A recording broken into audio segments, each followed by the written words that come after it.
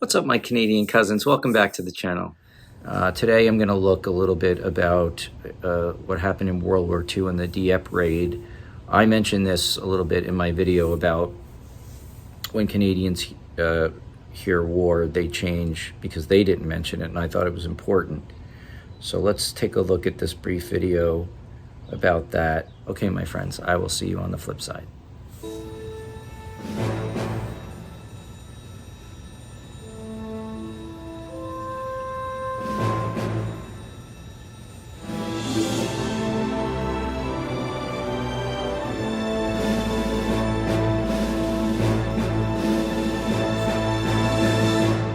Alex Trebek.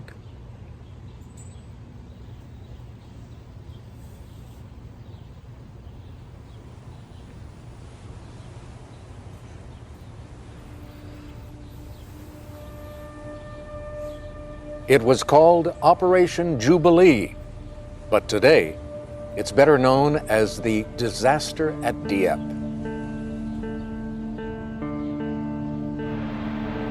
Britain's raid on the German-held coast of France in the Second World War was supposed to test Hitler's Fortress Europe.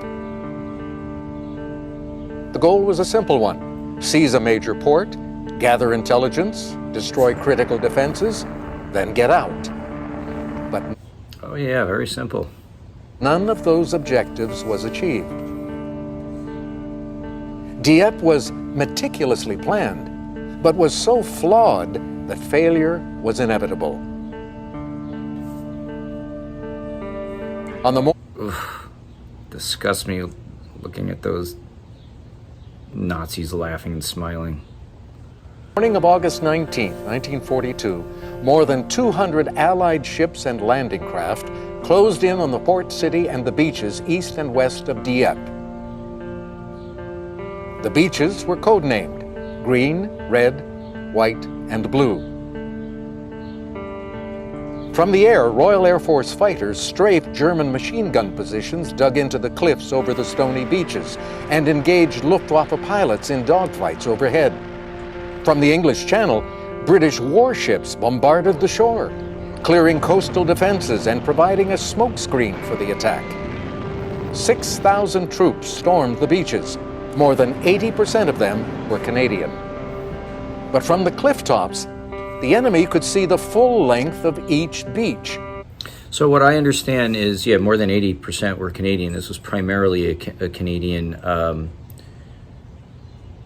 endeavor. It was a British-led operation, but the Canadians did the bulk of the fighting and dying.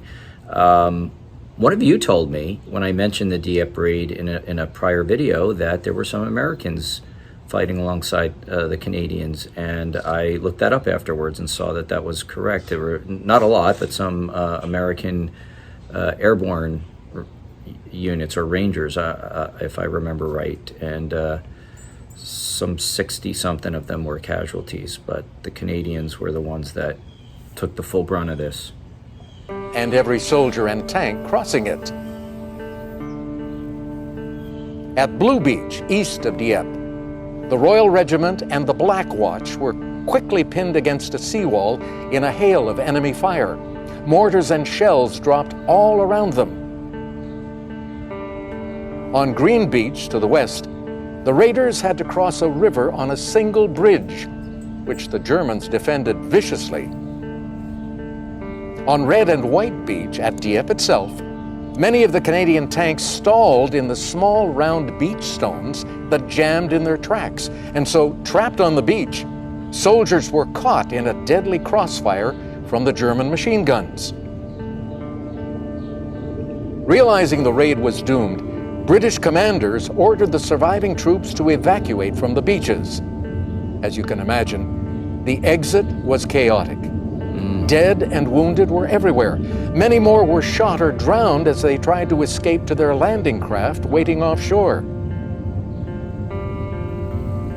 Now, at first, newspapers back home in Canada reported Dieppe as a great victory.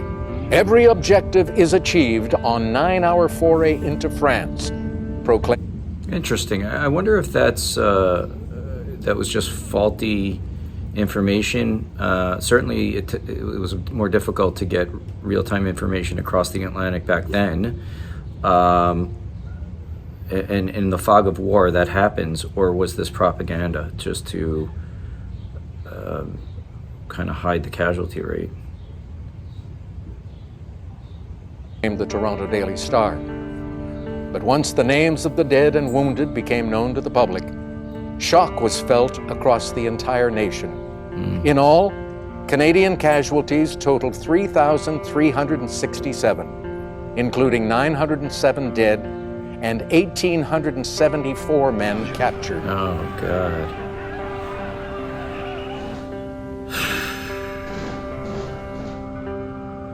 CBC reporter Robert Bowman, who spent 8 hours ashore with Canadian soldiers on the bloody beaches of Dieppe, said, "We have suffered heavy losses, and I saw our men die. But never have I seen men die more bravely or fight with such great heart as our Canadian troops." It was the Canadian Army's costliest day of the war, and one that will forever be remembered with infamy and regret. Costliest day of the war, lest we forget, my friends.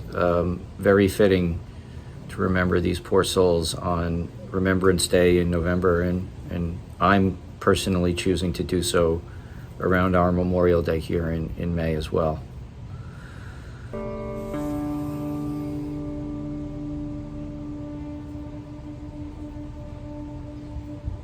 Oh, it's over.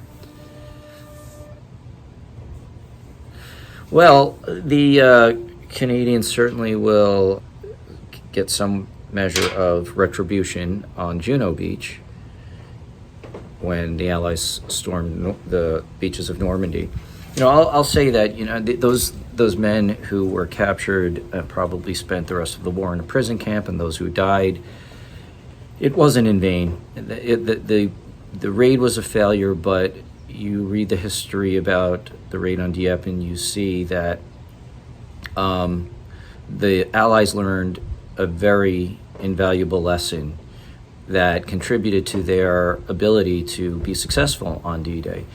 One example is that they didn't use battleships to soften the defenses with bombardments of artillery. They used, in Dieppe, they used destroyers and I think maybe some cruisers, I'm not sure, but they were underpowered there. The placement of where they landed on the beaches, they had experience of what to do and what not to do. And there's a lot of details that I don't know exactly or don't recall, but the ability to land craft and then ultimately establish a beachhead. And they knew from experiences on Dieppe that they would have to, at Normandy, have a way to quickly create a harbor in order to get more mechanized vehicles ashore and more men ashore. And so they created the false, what are called mulberry harbors. So, this was an extremely invaluable learning experience, and they did not make the same mistakes at Normandy that were made here. And unfortunately, too many Canadians had to pay for that lesson with their lives. Okay, my friends, I hope you enjoyed this, and I'll see you soon. Thanks for watching.